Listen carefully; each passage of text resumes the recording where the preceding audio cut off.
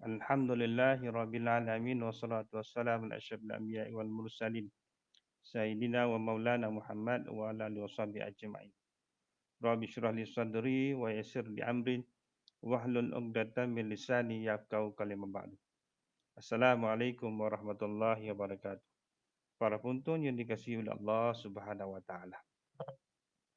Alhamdulillah kita bersyukur kepada Allah Taala dapat bersiaran lagi dalam meneruskan pengajian tafsir surah Al-Quran di surah Al-Fatihah ayat yang ke-7. Masih lagi membicarakan ayat ghairul maghdubi alaihim waladdallin. Mohon perlindungan daripada Allah Subhanahu wa taala daripada perkara-perkara yang mendatangkan kemurkaan, kebencian, laknatan dan ketidaksukaan oleh Allah Subhanahu wa taala terhadap kita. Jadi apa yang kita minta pada Allah Taala, maka Allah Taala akan memakbulkan. Allah sebut dalam Quran mengatakan bahawa ud'uni astajib lakum. Hendaklah kamu mintalah kepada aku bersungguh-sungguh, minta kepada Allah. Allah beritahu minta ud'uni, mintalah bersungguh-sungguh. Akan ku mustajabkan, akan ku makbulkan doa-doa dan permintaan kamu. Makna minta bersungguh-sungguh dan kena minta selalu dan kerap. Dan minta berkali-kali. Hanya kita melaksana ataupun buat satu permohonan pada perkara yang betul-betul kita suka. Tak ada jawapan, kita hantar lagi. Tak ada jawapan, kita hantar lagi. Tak ada jawapan, kita hantar lagi. Sehingga kita dapat jawapan. Begitu juga dengan doa kepada Allah SWT. Tak dapat jawapan, kita minta lagi. Minta terus minta, minta terus minta. Tak perlu malu. La haya fiddin. Tidak ada malu dalam agama. Allah beritahu dan melalui Nabi SAW. Agama ini tidak ada keperluan untuk merasa malu. Untuk bertanya, meningkatkan kefahaman diri, meningkatkan pengetahuan. Kadang-kadang ada orang malu nak belajar Al-Quran. Usia dah 60 tahun, 70 tahun. Tapi tak boleh baca Quran. Masih lagi beruntung sebab masih lagi bernyawa. Dan masih lagi beruntung sebab boleh melihat Al-Quran. Cuma malu untuk belajar. Malu untuk bertemu dengan ustaz atau pemimpin-pemimpin Al-Quran. Sekarang kaedah untuk belajar Al-Quran begitu mudah. Kaedah dulu dipertingkatkan, diinovasikan sehingga ada macam-macam program hari ini. Daripada cepat, laju dan sebagainya. Mudah. Maknanya Al-Quran ini menerima perubahan, menerima pembaharuan dalam bab pengetahuan ilmu Al-Quran. Dia tidak statik, tak jumud. Baik. Sambung lagi tentang ghairul maghdubi alaihim waladdallin. Mohon perlindungan daripada Allah Ta'ala daripada perkara-perkara yang Allah benci. Apa yang perkara yang Allah benci? Banyak perkara yang Allah benci. Oleh kerana itu kita kena kenal pasti. Nak mengenal seseorang, maka kita kena pasti apa orang tu nak. Kita nak membeli sebuah kereta yang kita minat, maka kita kena pasti apa kereta yang kita mahu. Try, test, cuba, try dan test kereta tersebut. Bawalah sana, mari guna, duduklah sepuas-puas dalam kereta. Buatlah, pusinglah apa-apa steering pun. Tengok depan dan belakang, tengok boot, tengok sebagainya. Dia kenal pasti di mana kelemahan dan di mana kelebihan. Jadi kita mengenal pasti tentang kemurkaan Allah Ta'ala. Apa benda yang Allah murka? Mudah saja sebab kita telah dipermudahkan oleh Rasulullah dan telah dipermudahkan lagi oleh para sahabat, dipermudahkan lagi oleh ahli ulama supaya kita memahami dengan cara yang terlalu mudah. Belajar dan terus belajar. Jadi hari ini kita nak membicarakan tentang perkara-perkara yang Allah benci sebagaimana yang diriwayatkan ataupun yang dibicarakan oleh Syekh Nawawi Al-Bantani. Nah, apa dia yang disebut sebagai kebencian Allah Subhanahu Wa Taala? Sudut mana Allah benci? Beliau Syekh Nawawi Al-Bantani menyatakan dalam sebuah kitabnya iaitu Nasihul Ibad, iaitu nasihat pada hamba-hamba. Satu kitab yang karang oleh Syekh Nawawi Al-Bantani, orang Bintan, Jawa. Mengatakan bahawa terdapat 10 sifat yang dibenci oleh Allah Ta'ala. 10 sifat. Jadi ulama-ulama dahulu mengkaji Al-Quran, mengkaji tafsir Al-Quran, mengkaji kitab-kitab lama.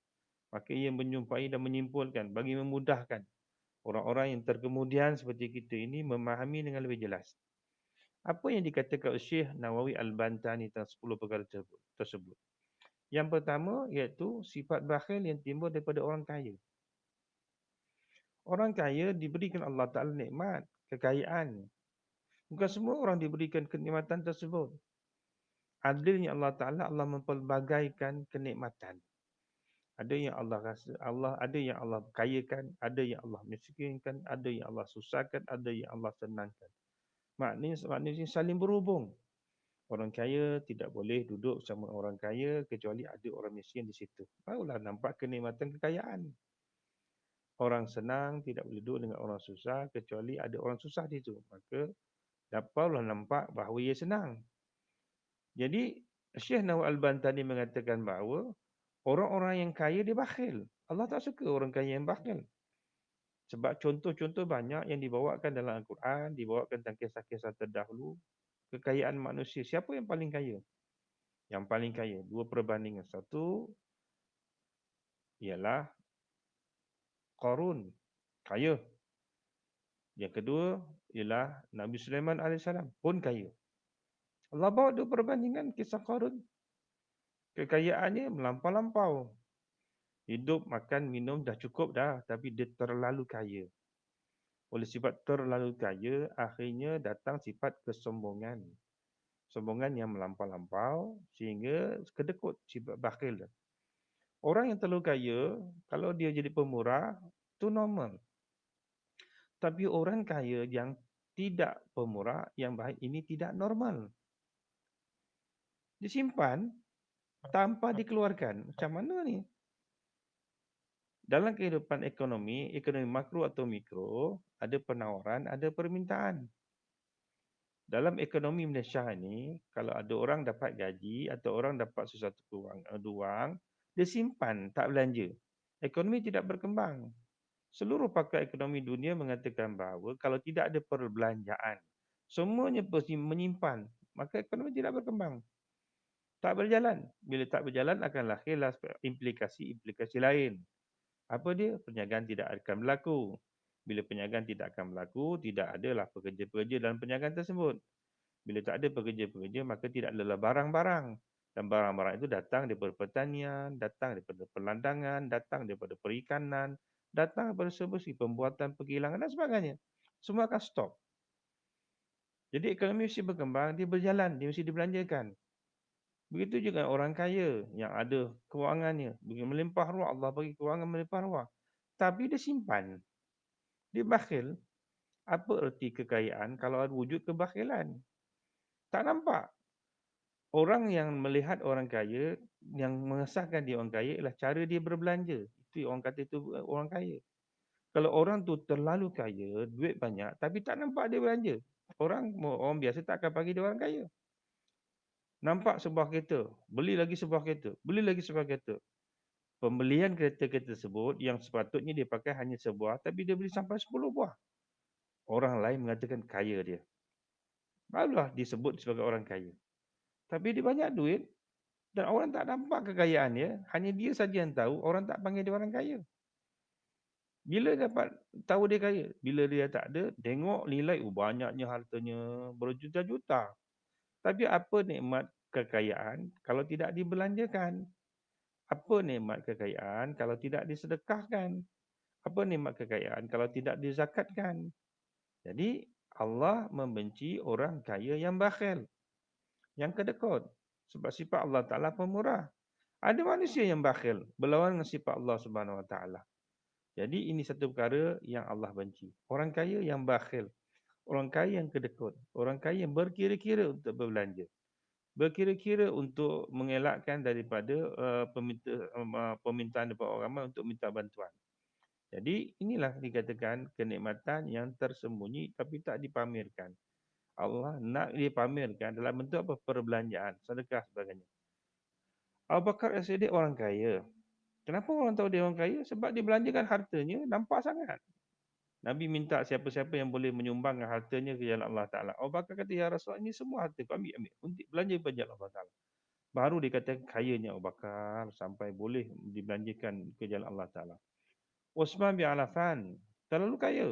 Dalam satu peperangan, dia bagi pada tentera Islam beribu-ribu ekor unta dan kuda. Orang tahu ni orang kaya sebab nampak kekayaannya.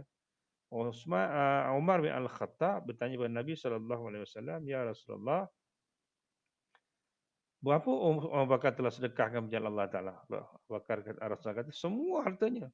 Umar kata, aku nak bagi separuh saja. Oh, kayanya Abu Bakar. Jadi kekayaan ini nampak bila dibelanjakan. Dan orang yang bakhil tak akan nampak kekayaannya, maka orang tak tahu dia kaya.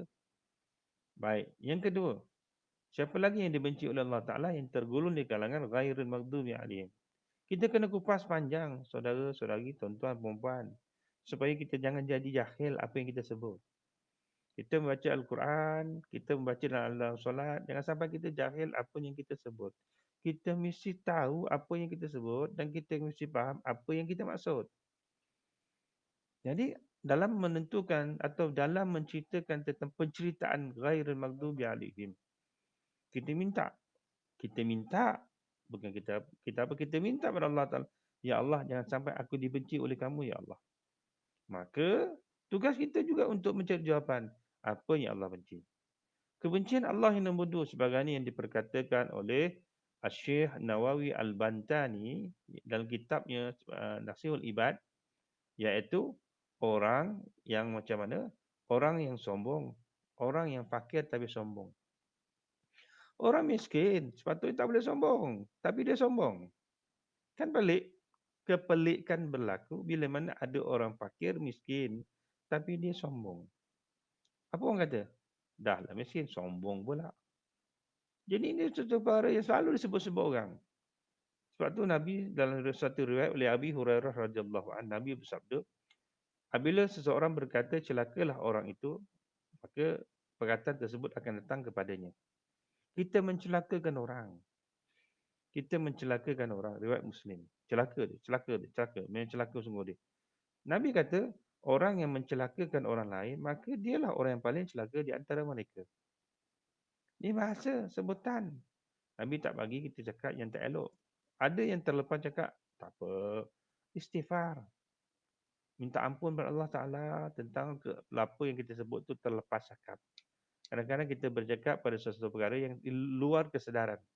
Kita bercakap tanpa pengetahuan, tanpa kesedaran kita. Akhirnya kita menyesal. Penyesalan itu biasa. Minta maaf kepada Allah Ta'ala. Astagfirullahaladzim. Astagfirullahaladzim. Terlepas cakap. Walaupun orang tua kata telajak perahu boleh diundur. Telajak kata binasaji. Tapi dalam Islam, telajak kata boleh diundur atau boleh dilupuskan dalam bentuk permohonan maaf. Istighfar. Jadi Nabi dalam syekh ini menerangkan bahawa Allah benci orang yang miskin tapi sombong. Dia miskin, dia sombong. Sombong macam mana? Sombong yang jauh daripada Allah Ta'ala. Menyalahkan takdir, menyalahkan Allah SWT. Solat tak mau, puasa tak mau, serba-serbi tak mau. Sedangkan sepatutnya dia ada banyak masa sebab dia miskin. Banyak masa untuk beribadah kepada Allah Ta'ala. Tapi dialah antara yang paling pemalas untuk beribadah. Hanya menyalahkan Allah semata-mata kerana menjadikan dia miskin. Allah beritahu dalam Quran, innallaha la yughayyiru ma biqaumin hatta yughayyiru ma bi anfusihim. Sesungguhnya Allah tidak akan mengubah nasib seseorang kaum tertentu kecuali mereka sendiri yang mengubahnya. Ubah sudah apa? Apa yang Allah nak ubah? Kenapa Allah suruh kita ubah? Perkara yang susah untuk diubah ialah sikap, attitude.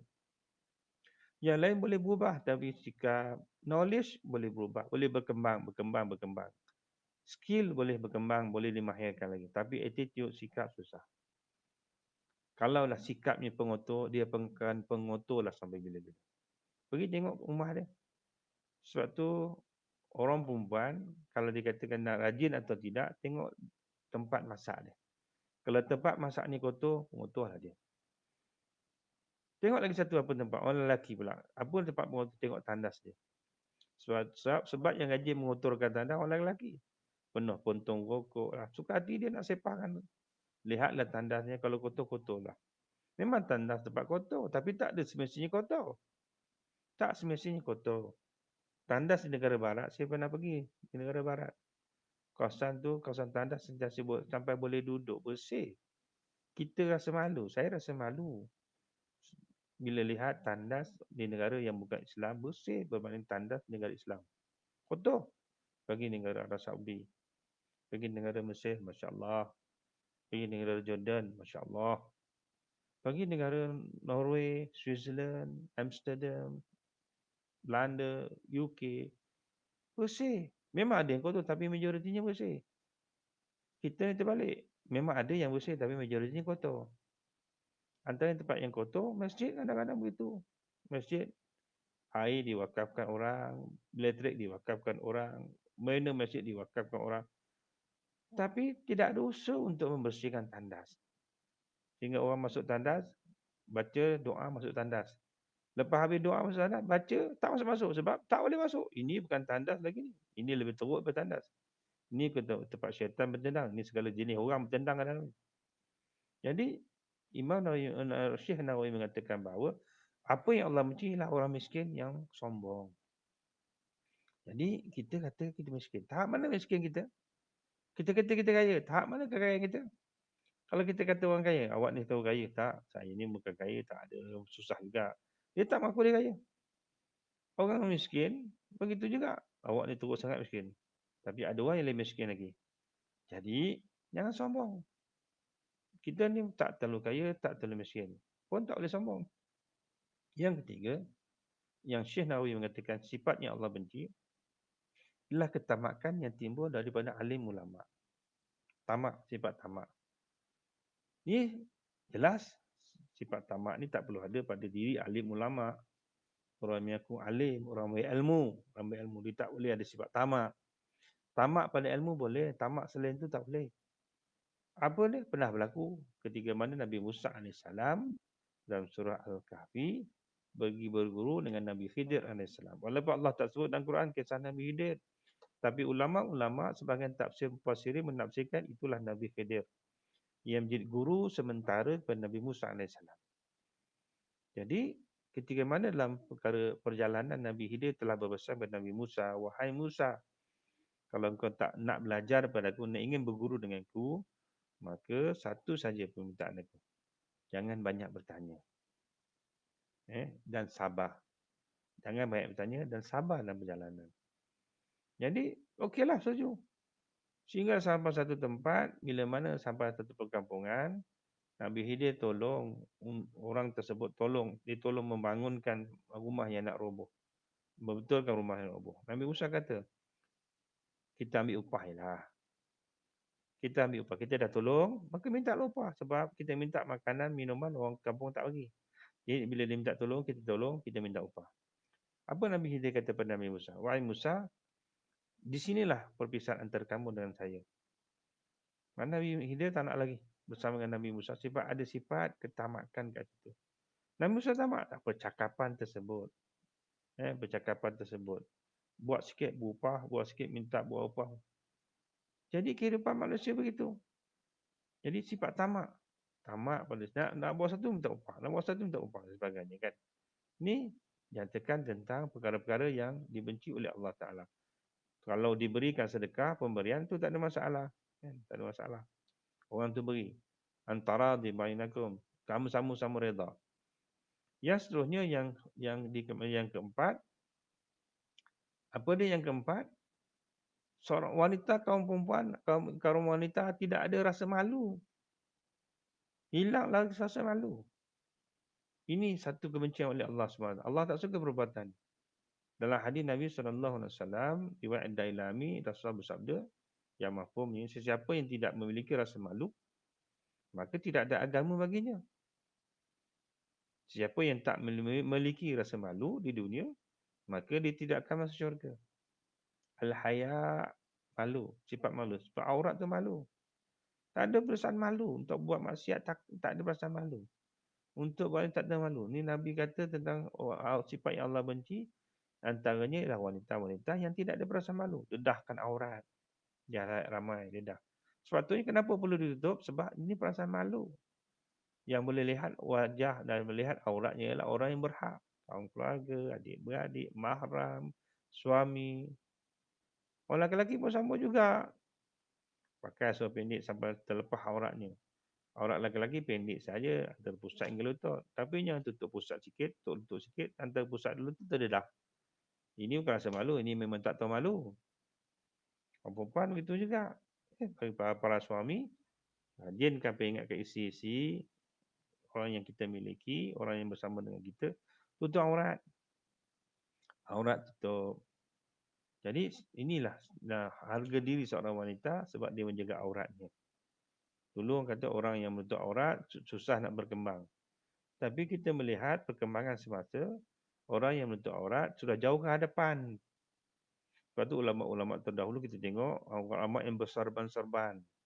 Syekh Al-Awah Al-Khawarizmi, Al-Jazari, Al-Kindi, Ibn Sina, Al-Farabi, semua tokoh-tokoh hebat. Semuanya berserban-serban. Wanita-wanita dulu pun hebat-hebat. Dan kita lihat ada perkembangan terkini, pelari jarak dekat Asia di kalangan wanita ialah orang yang menutup aurat. Dan di negara barat pun sudah boleh terima. Ada satu petition yang melarang orang perempuan di Eropah tutup aurat. Tapi gagal. Bawa ke mahkamah, mahkamah pertahankan ni hak demokrasi. Hak penganut agama tertentu mengamalkannya. Jadi Imam Syekh An-Nawawi Al-Bandani mengatakan bahawa yang keempat ialah hilang perasaan malu. Tak ada perasaan malu pun di kalangan wanita. Maka Nabi kata orang yang tidak ada rasa malu, maka tidak ada agama baginya. Sebab Al-Haya satu daripada cabang iman. Nabi ditanya oleh sahabat, apakah yang tahap yang tertinggi? Rasulullah mengatakan kalimatul uliyah an-la ilaha illallah. Yang paling tinggi kalimah la ilaha illallah. Kemudian Nabi sebut yang paling rendah imatatul azza an tariq. Yang paling rendah kamu buang halangan-halangan di atas jalan raya. Yang menyusahkan orang lalu, kita buang halangan. Maka iman itu rendah.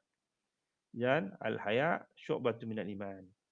Malu itu sebahagian daripada iman. Lepas tu orang yang tak ada malu, tak ada agama. Orang yang tak malu kat dunia ni, tak rasa perasaan malu kat dunia, maka dia tidak layak untuk masuk syurga Allah Ta'ala. Yang kelima, iaitu orang tua yang cintakan dunia. Orang tua yang cintakan dunia. Ini Allah benci. Tahap tu orang muda ni memang dia baru nak mengenal dunia. Orang dewasa baru nak mengenal dunia. Orang tua yang nak meninggalkan dunia tapi cintakan dunia. Dia rasa dia muda lagi. Dia rasa enjoy lagi. Umur masih panjang. Dia tua dah. Nak rokok pun tak larat. Nak sujud pun tak larat. Tapi bila hal mengejar dunia semua larat. Bila buat ibadah semua tak larat. Minta kerosah. Minta kelonggaran.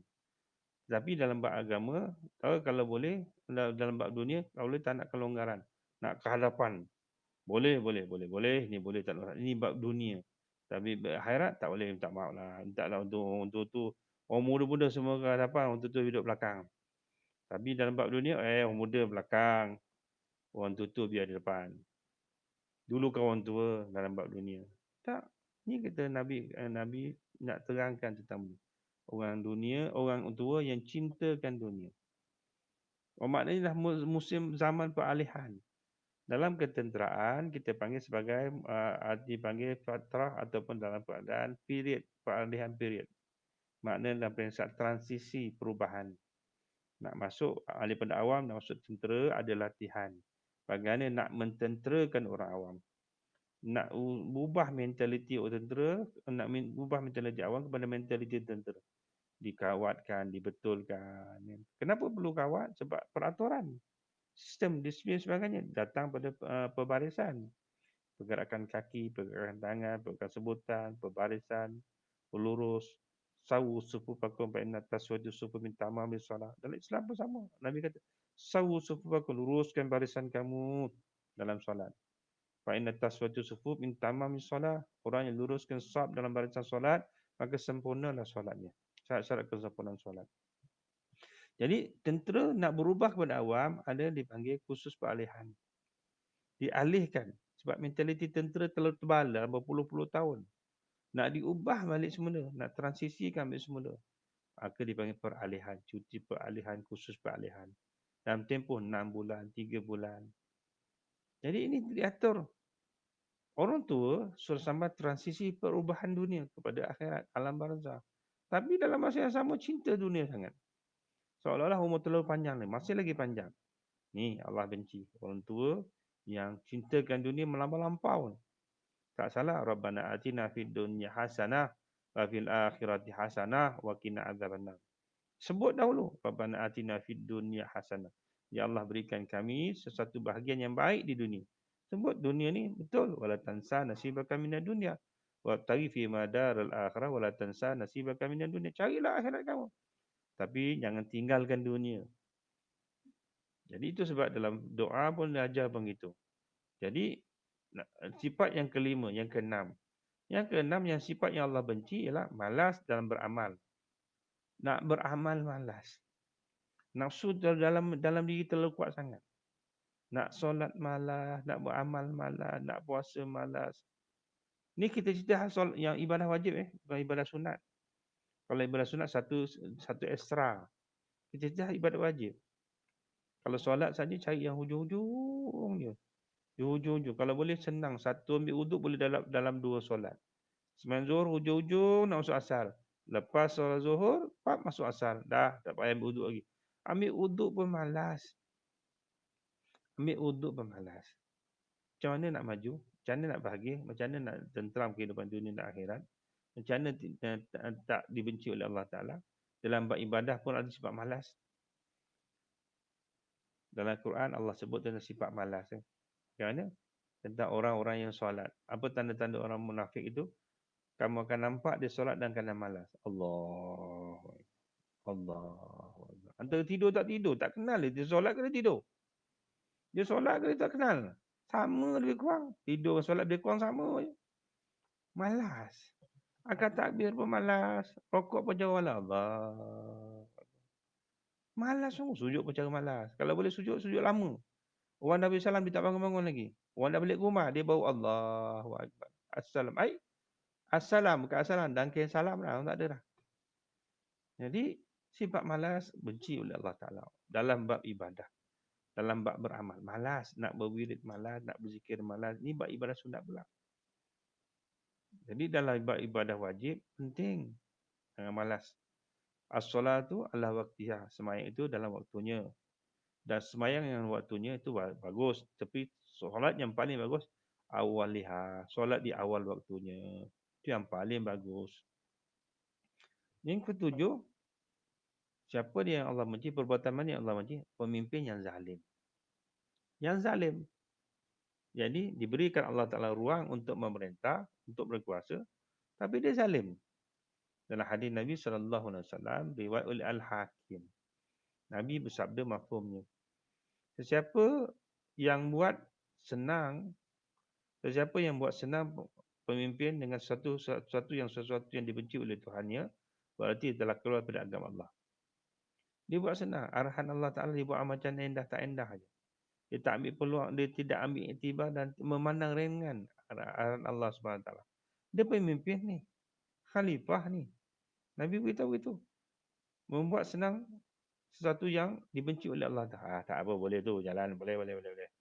Boleh. Macam tak ada. Dia boleh kuasa untuk negotiate dengan Allah Ta'ala. Ini riwayat oleh Al-Hakim. Allah tak suka. Allah benci. Allah dah beri dia peluang jadi pemimpin. Jadilah pemimpin. Kita dah bawa kisah berkali-kali tentang Umar Al-Khattab, Uthman Al-Affan, Ali bin Abi Talib. Ali bin Abi Talib ketika mana dia wafat, meninggal dunia, para ibu-ibu tunggal menangis. Ali seorang pemimpin khalifah yang miskin. Ibu tunggal menangis. Orang heran, Ali ni macam ada skandal dengan ibu tunggal ni, makjan ni. Dia tanya, kenapa kau menangis? Sebab selama Ali menjadi khalifah, hidup kami ditanggung oleh Ali bin Abi Talib. Bukan dia seorang, ramai semua. Orang ibu-ibu tunggal dijaga oleh Ali bin Abi Talib. Diberikan sumber kewangan yang boleh menyebabkan mereka senang kehidupan. Bila Ali meninggal saja, para janda menangis sebab memikirkan tentang kesusahan yang bakal mereka tempuh. Seorang pun tak tahu apa yang Ali buat. Tahu bila Ali dah meninggal, dia baru dapat tahu. Jadi, bagaimana pemimpin yang seperti ini? Yang menjadikan benda-benda menjadi orang sebutan. Setelah ketiadaan orang sebut, bagusnya pemimpin.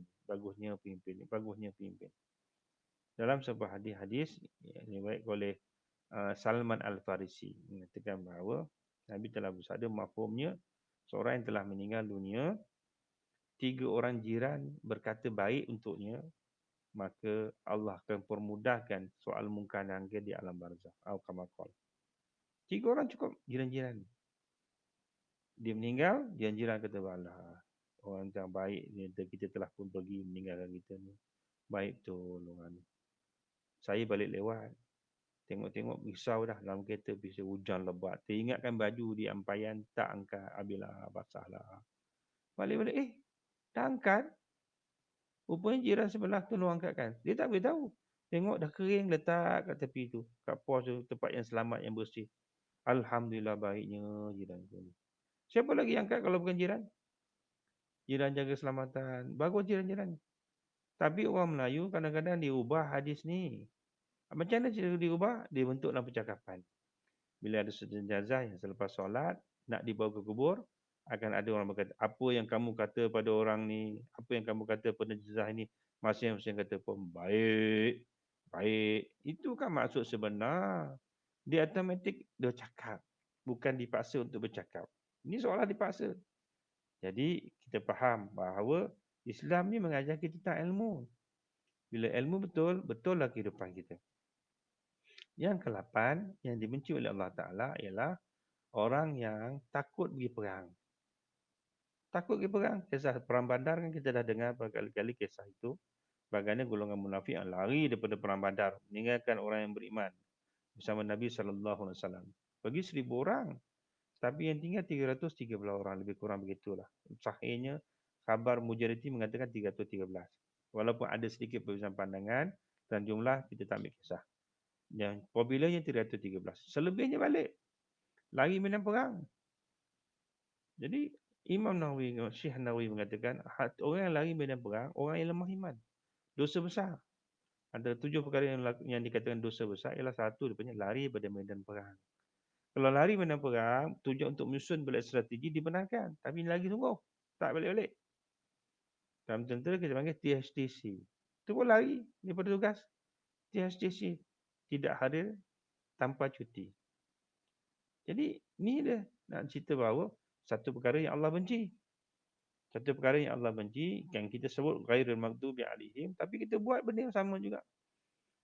Sifat lemah hari ini, takut kan. Takut untuk pergi ke medan perang. Dia arah pergi perang, takut. Yang ke-9, sifat ujub yang timbul daripada kalangan orang-orang zuhud. Dia zuhud, bagus. Tapi dia ujub. Ujub ni apa? Terlalu takbur. Terlalu bangga pada diri dia sendiri. Bangga apa yang dia buat.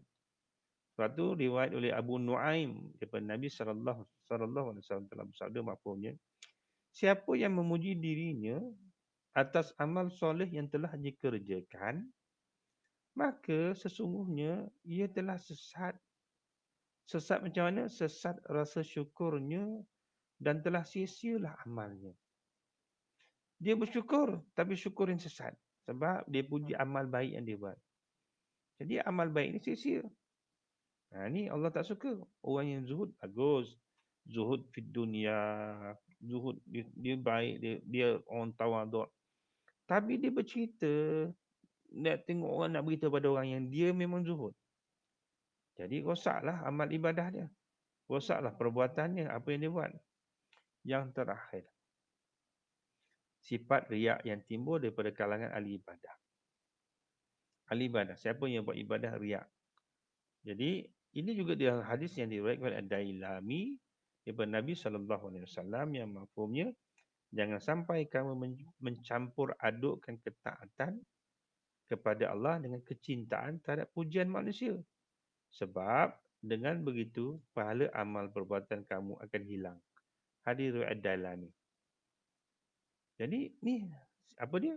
Riak, tunjuk. Jangan sampai kamu mencampur adukkan ketaatan dengan Allah, kepada Allah dengan cintanya terhadap pujian manusia. Seronok manusia puji. Kalau manusia tak puji, rasa tak ada apa, sia-sialah. Kita nak kata pujian. Pujian ni bagus.